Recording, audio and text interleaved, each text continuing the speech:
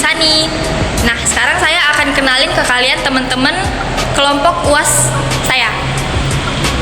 Hai, perkenalkan nama saya Sabrina Fitri Mardika dari jurusan D3 Manajemen Administrasi. Halo, nama saya Edi Kristianti dari jurusan D3 Manajemen Administrasi. Halo, nama saya Zahra Nidasari dari jurusan S1 Manajemen. Halo, nama saya Eka Nurhana Dalundari dari jurusan S1 Manajemen. Dan saya Vivi Jentigia jurusan S1 Manajemen. Nah, sekarang kita ada di sini itu untuk memenuhi tugas UAS ekspor impor kita, wawancarain perusahaan apa? Nah, tapi sayang banget nih teman-teman, kita nggak bisa datang langsung ke perusahaannya karena ada kendala tertentu. Tapi tenang aja, kita masih bisa wawancarain lewat Zoom. Nah, tapi tetap seru kok. Intinya ikutin aja keseruan kita buat wawancarain perusahaan. Bye-bye. Baiklah, selamat pagi Pak Kamam. Pagi. Gimana nih Pak kabarnya hari ini? Alhamdulillah sehat. Alhamdulillah. Baiklah Pak, sebelumnya kami akan memperkenalkan diri kami terlebih dahulu. Kami mahasiswa dari Universitas Bina Insani. Saya Vivi Jayanti. Nama saya Dwi Kristianti. Nama saya Eka Nurhana Dalundari, jurusan S1 Manajemen, Fakultas Bisnis.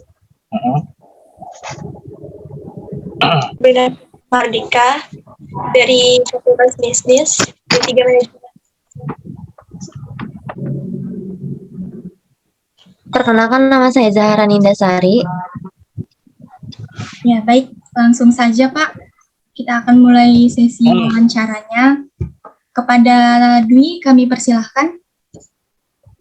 Baik, untuk yang pertama, apa saja produk yang dihasilkan di perusahaan PT Tesla Cheers, Pak? Untuk saat ini produknya hanya roti aja sih. Untuk roti, ya roti apa ya? Jadi kita ngirim produk ke Koreanya itu hanya bentuk roti jadi nanti di Korea itu tinggal dipanggang, diangetin aja sih. Produknya hanya satu, tidak banyak. Baik. Berarti apakah ada aktivitas ekspor yang diserahkan kepada pihak ketiga? Maksudnya apakah ada pihak ketiga yang membantu dalam proses ekspor ini, Pak? Ada, kita pakai jasa forwarder untuk proses transportiran di Tanjung Prioknya. Jadi dari forwarder itu kita dibantu untuk proses booking kapal ke shipping line, terus untuk menyiapkan dokumen ekspornya juga kayak invoice packing list BL, dan juga untuk pengambilan kontainer ke depo, sama trackingnya juga kita pakai pihak ketiga. Baik. Jadi saya di sini hanya kontrol dokumen sama pembuatan invoice packing saja. Baik. Selain negara Korea nih Pak, apakah ada tujuan lain ke negara lain gitu? Kalau di sini sih hanya Korea saja. Ada satu negara kalau di sini. Korea Selatan. Apakah Bapak bisa menjelaskan alur proses terkait dengan ekspor yang sedang dilakukan? Untuk ekspor tahap awalnya sih dapat pertama ya, dimulai dari awal itu dapat PO dari purchase order itu dari buyer dari Korea. Setelah dapat PO baru kita penyiapan untuk produksi. Jadi ada setelah PO didapat, schedule pengirimannya diminta dari bayarnya tanggal berapa, baru kita bikin planning produksi. Setelah planning produksi dapat, baru kita booking kapal untuk keberangkatan kapal tanggal berapa. Nah, itu setelah dapat booking kapal, kita bikin shipping instruction ke shipping line untuk booking kapal. Setelah bikin shipping line, kita kirim, nanti dapat feedback dari pelayaran namanya booking confirmation atau DO ya, delivery order. Nah, setelah dapat DO baru nanti menunggu produksi selesai. Setelah produksi selesai baru kita ada schedule untuk staffing ya. Staffing itu untuk loading barang ke kontainer. Jadi setelah produksi selesai, kita ambil kontainer di depo untuk proses staffing di warehouse. Nah, untuk setelah staffing selesai, kita kirim ke Tanjung Priok, ke pelabuhan, ke Seaway. Nah, setelah di situ baru nanti kita nyiapin dokumen lain-lain kayak PEB ya. PEB biasanya kita siapkan sebelum staffing kontainer. Biasanya PEB tahu kan? Pengusahaan ekspor barang. Nah, itu kita siapin sebelum pengambilan, biasanya kita siapin sebelum pengambilan kontainer. Bisa juga sebelum, bisa juga sesudah. Yang penting setelah barang kontainer itu mau dikirim ke Tanjung Priok atau pelabuhan itu, kita udah dapat NPE-nya ya, pemberitahuan ekspor. Nah, setelah barang dikirim ke Seaway, barang naik ke kapal, baru kita nanti kejar ke shipping line untuk minta BL-nya. Nah, BL dapat, semuanya dapat, baru kita kirim ke bayarnya dokumen itu untuk proses custom di sana. Jadi secara garis besarnya itu kalau lebih lebih simple dari impor.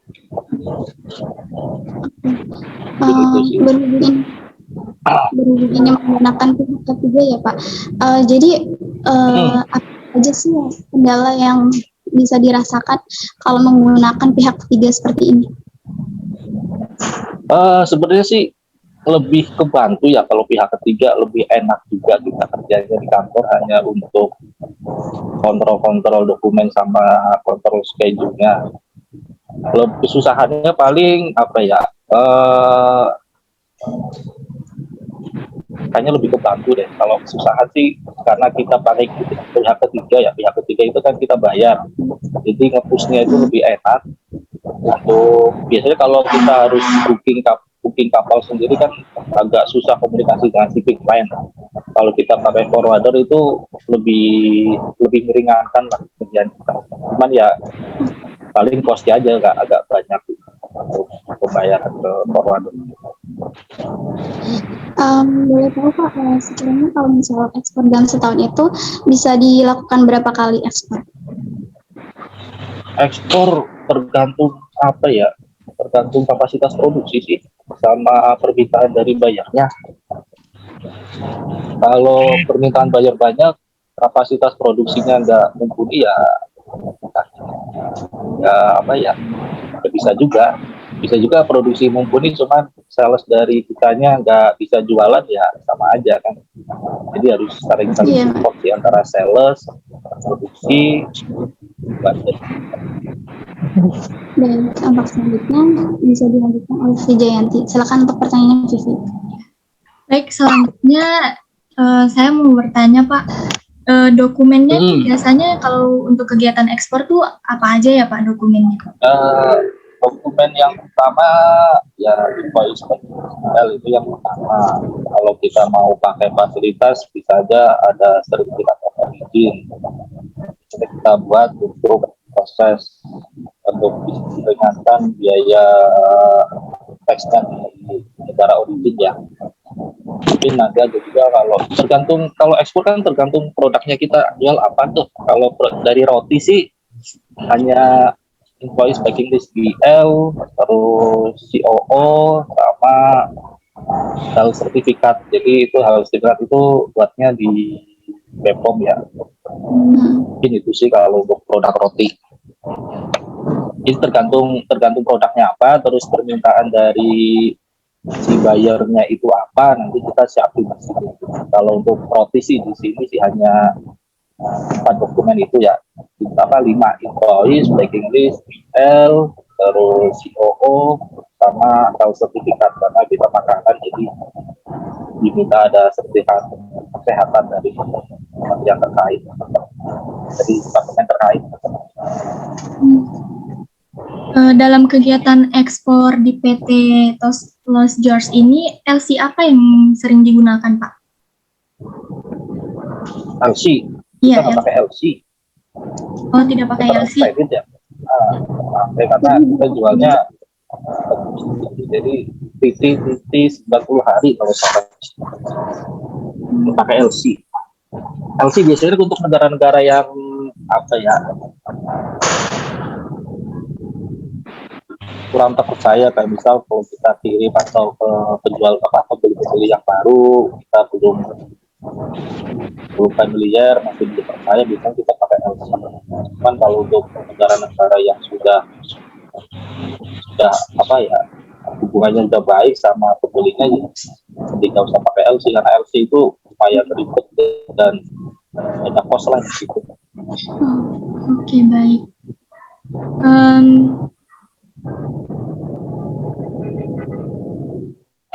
Dalam proses pengiriman ke Korea tuh biasanya melalui jalur apa ya, Pak?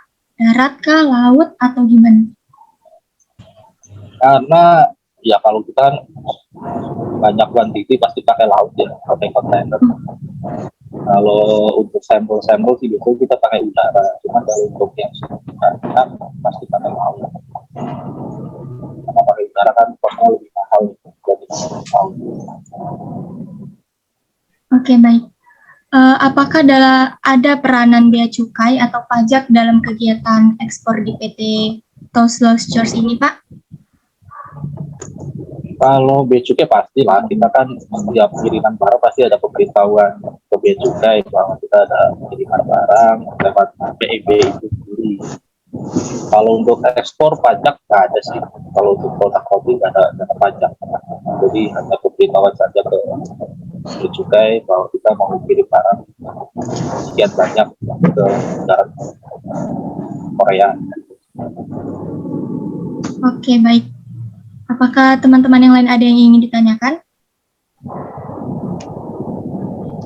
Baik,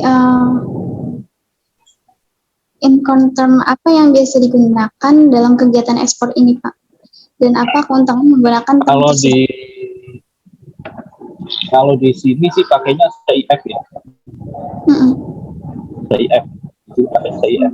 Jadi semua proses pembayaran pengiriman dari gudang sampai di pelabuhan tujuan itu kita yang cover.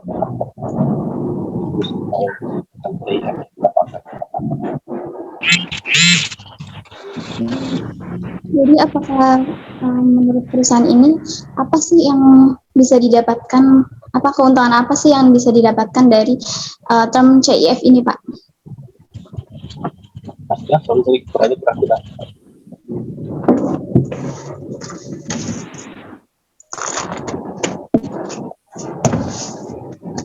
Bisa diulangi? Ya, Dwi, pertanyaan bisa diulangin? Oke, jadi apa saja sih Pak keuntungan menggunakan term CIF ini, Pak? Mohon dijelaskan. Term CIF sih apa ya? Ya, keuntungannya mungkin lebih gampang kita mencari. Kalau CIF kan kita yang bayar semua ya, jadi lebih gampang kita nyari forwarder atau shipping line yang kita inginkan. Jadi misal ada shipping line A atau B atau C, nah kita biasanya pilih yang paling gampang untuk dihubungi dan kasihkan. Itu kalau terutama untungnya pakai CIF. Jadi di sini si eksportir ini lebih enak cari forwarder atau shipping line yang mana yang setuju. Jadi kalau FOB kan biasanya karena biaya cost of trade-nya itu yang nanggung dari si pembeli, dia yang nentuin nih pakai forwarder siapa. Nah biasanya di Koreanya enak, di Indonesianya komunikasinya agak susah. Cuman kalau saya kan kita milih di sini, jadi kita ya terserah kita mau pakai pelayaran mana atau pakai forwarder mana, itu lebih gampang untuk komunikasinya. Kalau saya cuman ya hambatannya paling kita harus cari-cari forwarder atau si bearing line mana yang cocok itu. Kalau FOB kan biasanya sudah ditentuin dari di pembeli.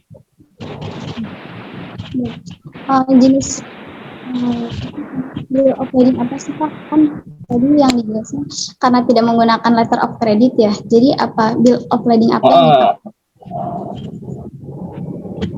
BL-nya sih BL mas sama aja, semuanya sama ya. Paling cuman dari permintaan dari si bayarnya itu mau BL original atau BL select atau si bill. Jadi kalau BL original kan kita harus ngirim dokumen asli ke negara tujuan. Kalau si bill kan kita cukup kirim kopi atau ya cukup kirim kopi aja ke email, jadi tidak perlu pos untuk mengirim dokumen asli ke negara tujuan. Lebih ke posnya aja sih kalau mau si bill.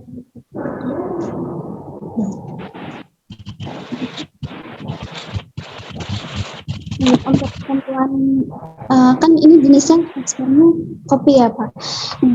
Syarat apa saja sih? Syarat apa saja sih yang biasa dilihat agar kopi ini bisa sampai diekspor ke negara Korea? Tahapan awal dari pertama itu kita kirim sampel dulu ke negara ke ekspor importirnya. Jadi barangnya kalau sudah oke dari sana, rasa atau bentuknya udah cocok, baru nanti kita proses pembuatan hasil jadi kita ada tes uji lab untuk produknya. Jadi produknya itu diuji lab di sini, nanti hasil uji labnya dikirim ke pembeli. Nah, dari hasil uji lab itu udah masuk kategori standar di sana atau belum? Kalau belum, nanti kita di sini bikin olahan baru lagi dengan standar yang sama.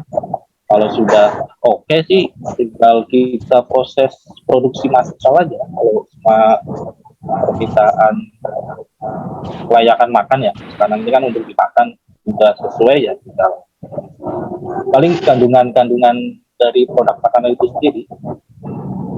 Oh baik, berarti memang kopi tersebut dikasihkan sampel terlebih dahulu, lalu pemrosesan lanjutnya masih tetap di Indonesia ya Pak? Iya, jadi kalau sampel sudah selesai, kita bikin hasil lab sudah selesai, sudah oke, udah kita tinggal produksi massal. Proses. Berarti jenis pengemasannya untuk produk kopi ini apa sih Pak bentuknya? Pengemasan? Iya benar. Kalau untuk pengemasan, karena kita jualnya ke grup ya, tidak dijual langsung ke swalayan kayak kalau di Indonesia kayak supermarket atau apa kan harus ada MD-nya. MD itu nomor pendaftaran Bepom ya kalau di Indonesia. Karena kita jualnya sistem jual di Koreanya kayak sistem jual di Indonesia, jadi ada kafe atau ada toko gitu jualnya langsung, jadi produk nggak dikemas, jadi kita jual langsung kayak kalau suka makan di Britpop kalau datang ke TLC kan produknya kayak gitu ya. Jadi nggak perlu izin Bepom sih, jadi lebih gampang sebenarnya karena kita jual langsung ke retail gitu, nggak jual langsung ke konsumen, jadi kita jualnya masih ke grup sendiri, dan grup sendiri juga jualnya tidak perlu pakai kemasan, jadi lebih enak, intinya lebih gampang. Oh ya, mungkin Bapak ada tentang ada tahu mengenai kalau misal saat bongkar pasang peti kemas nih Pak ya, terus dari pintu masuk pelabuhan hingga keluar dari pelabuhan nih ya Pak, namun pengguna pemakaian peti kemas menggunakan pemakaian peti kemas melebihi ketentuan yang telah ditetapkan, apakah ada biaya demurrage Pak kalau misal peti kemas itu melebihi gitu? Kalau ekspor itu tidak ada biaya deposit, adanya biasa detention sama storage di pelabuhan. Kalau impor baru ada biaya deposit. Jadi kalau ekspor kan kita ngambil kosongan ya ke Tanjung Priok ke depo shipping line. Nah itu biasanya ada waktu, misal kita ngambil hari ini itu biasanya free detention-nya 3 hari. Jadi setelah 3 hari itu kontainer harus apa? Jadi kalau free detention-nya 3 hari, tapi kita mau ngambil di hari keempat atau hari kelima, itu ada cost detention-nya. Dan biaya, kalau biaya storage itu kan biaya penyimpanan di Tanjung Priok di pelabuhan. Ini itu sih. Jadi kalau untuk ekspor tidak ada biaya storage, adanya detention sama storage. Kalau impor ada. Oh, begitu.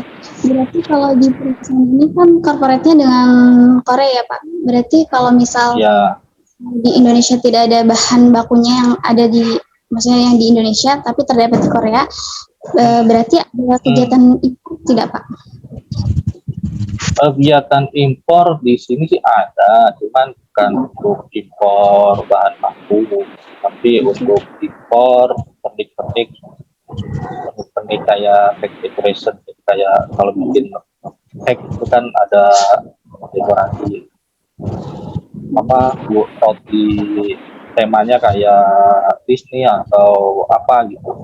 Kan kalau untuk ingredient kita ada barang ingredient impor, cuma kita belinya lokal. Jadi pakai vendor yang udah ada vendor yang imporin, kita tinggal beli. Jadi nggak ada impor ingredient. Jadi impornya hanya impor cake decoration.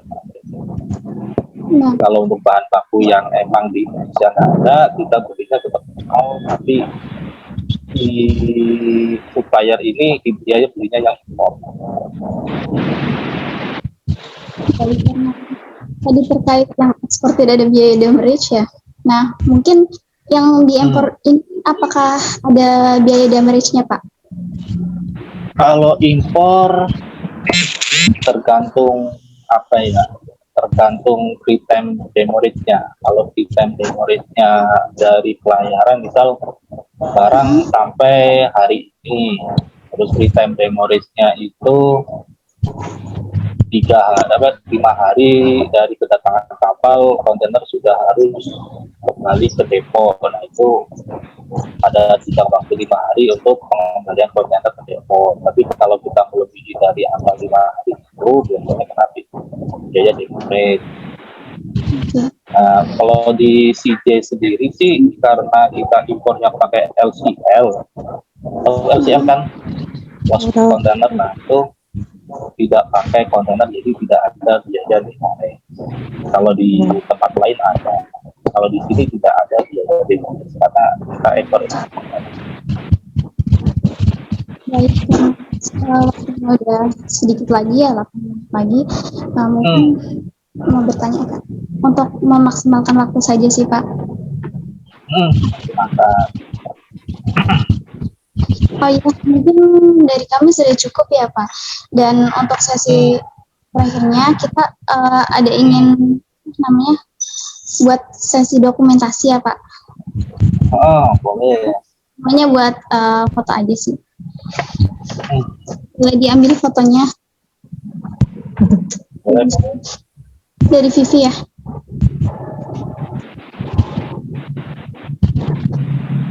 Silakan Vivi.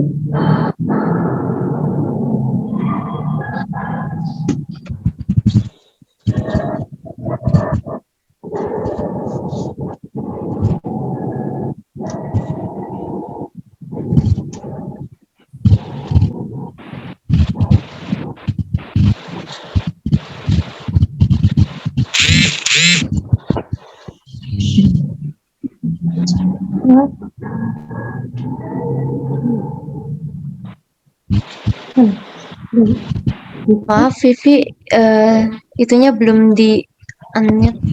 Oh ya, maaf. Bisa diambil fotonya Vivi. Oke. Sesi foto ya. 1, 2, 3. Oke, sudah. Ya, cukup. Baik, terima kasih Pak. Ya, silakan Dwi. Ya, Baik, karena ini waktunya sudah habis ya Pak, dan sudah cukup juga untuk pertanyaannya. Terima kasih untuk waktu luangnya sudah disediakan oleh Bapak. Terima kasih banyak. Dari kami mohon pamit. Wassalamualaikum warahmatullahi ya, wabarakatuh. malam, warahmatullahi Terima kasih Pak. wabarakatuh. Ya.